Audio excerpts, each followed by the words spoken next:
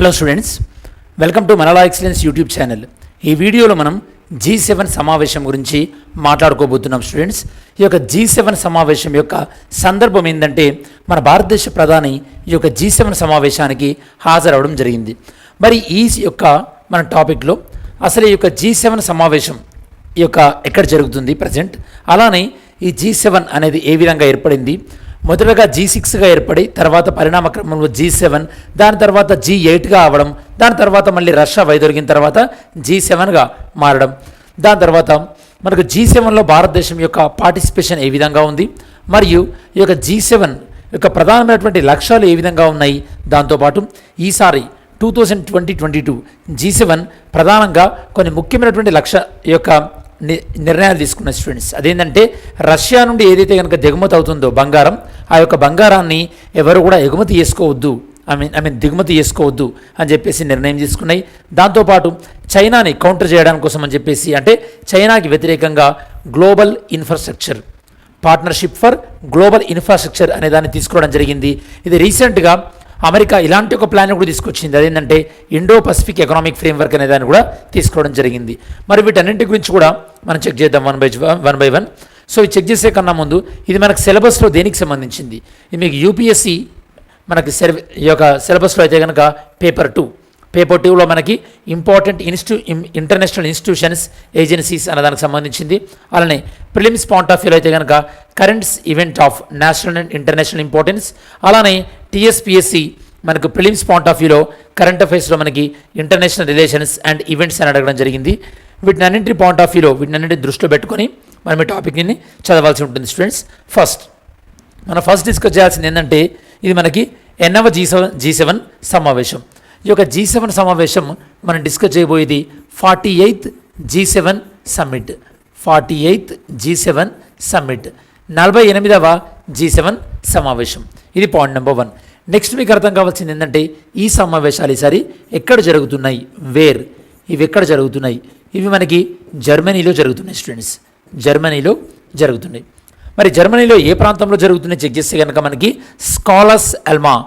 స్కాలస్ ఎల్మా ఇది మనకి బెవేరియన్ ఆల్ప్స్లో జరుగుతున్నాయి. స్టూడెంట్స్, ఆల్ప్స్ మౌంటైన్స్ మీకు గుర్తుండాలి. ఆల్ప్స్ మౌంటైన్స్ అనేవి మనకి చాలా పాపులర్. స్టూడెంట్స్, ఆల్ప్స్ మౌంటైన్ ఇది మనకి యూరోప్లో ఉన్నటువంటి చాలా ప్రాముఖ్యత చెందినటువంటి పర్వతాలు.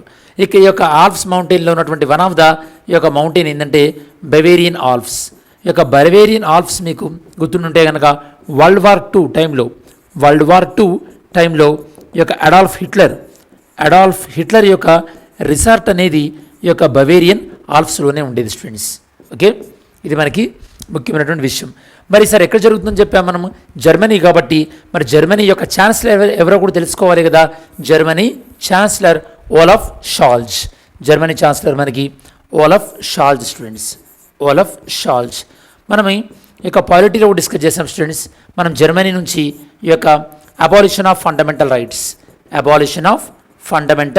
రైట్స్ డ్యూరింగ్ ఎమర్జెన్సీ సమయంలో, abolition of fundamental rights during emergency సమయంలో ఈ యొక్క ప్రాథమిక హక్కుల ఈ యొక్క ఏదైతే కనుక కంప్లీట్గా అవైలబుల్గా ఉండవో అది కూడా మనము జర్మనీ నుంచి తీసుకోవడం జరిగింది. ఇది మనకి ఇంట్రడక్షన్ తీసుకున్నట్టయితే కనుక. మరి లాస్ట్ సమావేశం ఎక్కడ జరిగింది, G7. ఇప్పుడు మనం డిస్కస్ చేస్తుంది G8 కదా, 48th కదా. అదే 47th ఎక్కడ జరిగింది, లేదా 46th ఎక్కడ జరిగింది, అంటే చివరి సమావేశం ఎక్కడ జరిగిందో మీరు కామెంట్ చేయండి. స్టూడెంట్స్, మరి మనం నెక్స్ట్ చూసినట్టయితే కనుక వీళ్ళందరూ ఈసారి G సమావేశంలో పాల్గొన్నటువంటి ముఖ్యమైనటువంటి వ్యక్తులు.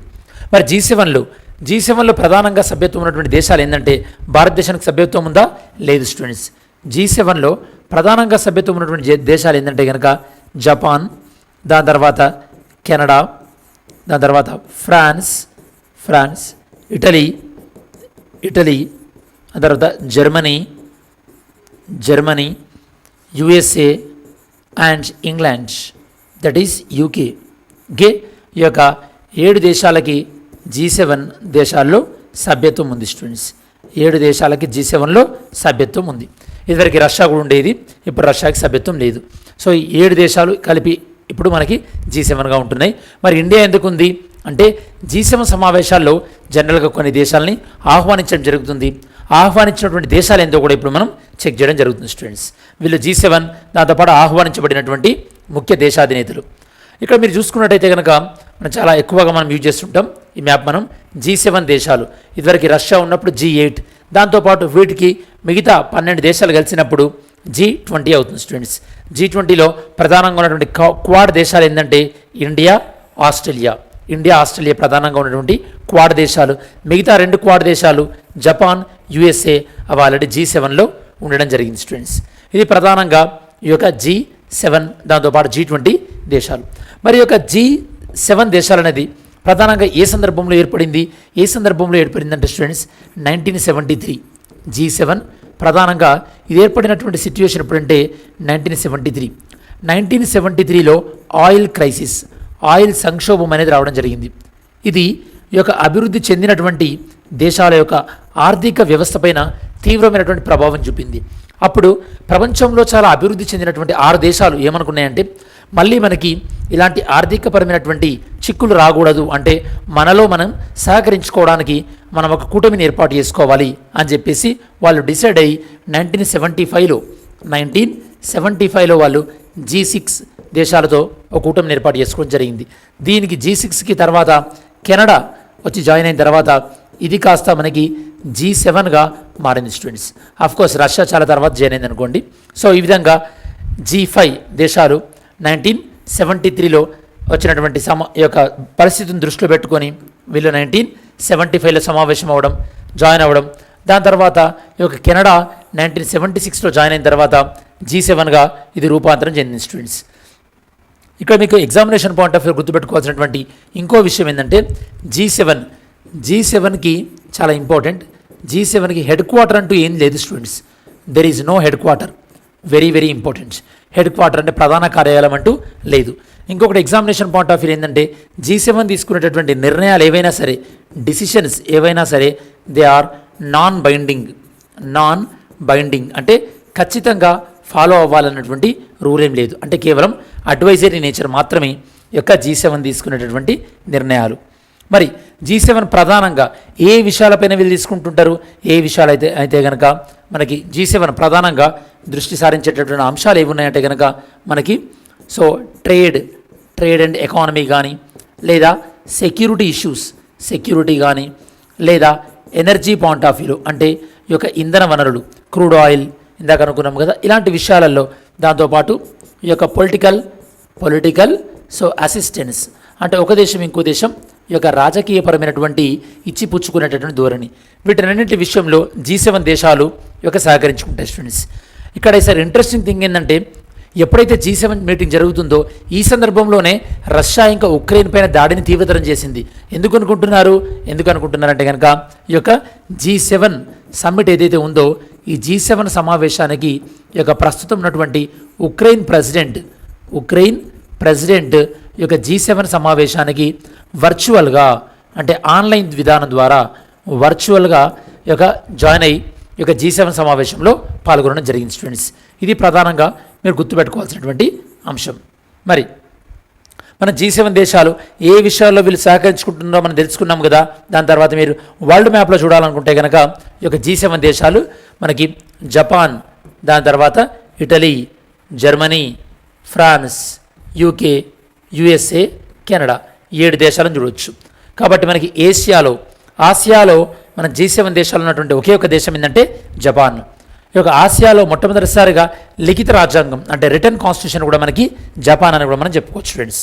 ఓకే, జపాన్ 1945లో రెండవ ప్రపంచ యుద్ధంలో విపరీతమైనటువంటి విధ్వంసానికి గురైంది. మనకి 6th August Hiroshima and 9th August Nagasaki attacks గురించి మీకు తెలిసినటువంటి విషయమే. అలానే జపాన్తో మంచి సంబంధాలు కలిగినటువంటి అంటే మన భారతదేశ స్వతంత్ర ఉద్యమ సమయంలో జపాన్తో మంచి సంబంధాలు కలిగినటువంటి ఒక రాజకీయ అంటే ఒక స్వతంత్ర సమరయోధుని పేరుంది. అతని పేరేందో మీరు చెప్పండి. స్టూడెంట్స్. నెక్స్ట్ ఈ యొక్క G7 యొక్క ప్రధానమైనటువంటి ఉద్దేశం ఏంది? వీళ్ళు ఈ విషయాలలో అంటే వ్యాపార వాణిజ్య విషయాల్లో కానీ, దాని తర్వాత క్లైమేట్ చేంజ్, ఇందాక మీకు చెప్పినట్టు ఈ యొక్క ముడి చమురు విషయాలు, ఇలాంటి వాటిలలో వీళ్ళు ప్రధానంగా సహకరించుకుంటారు. మరి G7కి ఎందుకు ప్రాధాన్యత ఇస్తున్నాము? అసలు G7 యొక్క GDP ఏ విధంగా ఉంది? G7 కోవిడ్ సమయంలో ఏదైనా దేశాలకు హెల్ప్ చేసిందా లేదా? పోనీ పేద దేశాలకు ఏమైనా G7 హెల్ప్ చేస్తుందా? ఇలాంటి విషయాలని మనం చర్చిద్దాం. మనం G7 తీసుకున్నట్టయితే కనుక ప్రపంచంలో ఉన్నటువంటి మొత్తం వెల్త్ ఏదైతే ఉందో సంపదలో G7 దేశాల యొక్క సంపద ఎంత 60%. అలానే ప్రపంచ మొత్తం జీడిపిలో 46% జీడిపి G7 దేశాల స్టూడెంట్స్. అలానే ప్రపంచంలోని మొత్తం జనాభాలో 10% G7 దేశాల్లోనే ఉన్నారు. దీన్ని బట్టి మీకు G7 దేశాలు ఈ యొక్క సంపద పరంగా, దాంతోపాటు వాటి యొక్క జీడిపి పరంగా మరియు వాటి యొక్క జనాభా పరంగా ఎలాంటి ముఖ్యమైనటువంటి పాత్ర పోషిస్తున్నాయో మనం చెప్పుకోవచ్చు. అలానే పొలిటికల్ సిగ్నిఫికెన్స్ ఏంటంటే కనుక 1999లో G7 ఒక ఫినాన్షియల్ స్టెబిలిటీ ఫోరం అనే దాన్ని క్రియేట్ చేయడం జరిగింది స్టూడెంట్స్. దేని గురించి అంటే కనుక ప్రపంచవ్యాప్తంగా ఉన్నటువంటి ఈ యొక్క ద్రవ్య పరపతి విధానం ఏదైతే ఉందో, అంటే ఆర్థికపరమైనటువంటి విధానాలు ఏవైతే ఉన్నాయో వాటిని స్థిరంగా ఉంచడానికి కోసం అని చెప్పేసి G7 1999లో ఫినాన్షియల్ స్టెబిలిటీ ఫోరం అనే దాన్ని తీసుకోవడం జరిగింది. ఓకే, G7 1999లో ఫినాన్షియల్ స్టెబిలిటీ ఫోరం అనే దాన్ని కూడా ప్రతిపాదించడం జరిగింది. ప్రతిపాదించడమే కాదు, ప్రతిపాదించి దాన్ని ముందుకు కూడా తీసుకెళ్లడం జరిగింది. నేను మీకు ఇందాక చెప్పినట్టు కోవిడ్ సమయంలో G7 దేశాలు 1 బిలియన్ వ్యాక్సిన్ని ఈ యొక్క ప్రపంచానికి కంట్రిబ్యూట్ చేయడం జరిగింది. వివిధ పూర్ కంట్రీస్కి కంట్రిబ్యూట్ చేయడం జరిగింది. ఏ థీమ్తోని global action to build back better అన్నటువంటి థీమ్తో ఆధారంగా ఈ యొక్క సమావేశంలో నిర్ణయం తీసుకోవడం జరిగింది. ఈ యొక్క కోవిడ్ వ్యాక్సిన్ని మేము ఈ యొక్క పేద దేశాలకు అందిస్తామని చెప్పేసి. అలానే ఈ యొక్క చెర్నోబైల్ ఉదంతం జరిగింది కదా స్టూడెంట్స్. చెర్నోబైల్ న్యూక్లియర్ డిజాస్టర్ అంటే అక్కడ ఉన్నటువంటి న్యూక్లియర్ అణు విద్యుత్ కేంద్రం, ఓకే, ఈ యొక్క అణు విద్యుత్ కేంద్రం ఈ యొక్క రష్యా USSR విచ్ఛిన్నం అయిపోయినప్పుడు ఆ సమయంలో అది లీక్ అవ్వడం కానీ ఇలాంటి డిజాస్టర్ జరిగినప్పుడు చెర్నోబైల్ డిజాస్టర్కి ఆల్మోస్ట్ వీళ్ళు $300 మిలియన్ హెల్ప్ చేయడం జరిగింది. అలానే global fund to fight against malaria, AIDS అంటే వీటిని ఈ యొక్క వ్యాధులపైన పోరాటానికి కోసం కూడా ఈ యొక్క G7 దేశాలు హెల్ప్ చేస్తున్నాయి. నెక్స్ట్ మనం చూసుకున్నట్టయితే కనుక G7 దేశాలు 2020లో G20 దేశాలకి ఒక మాట ఇవ్వడం జరిగింది. ఏంటది? Debt service suspension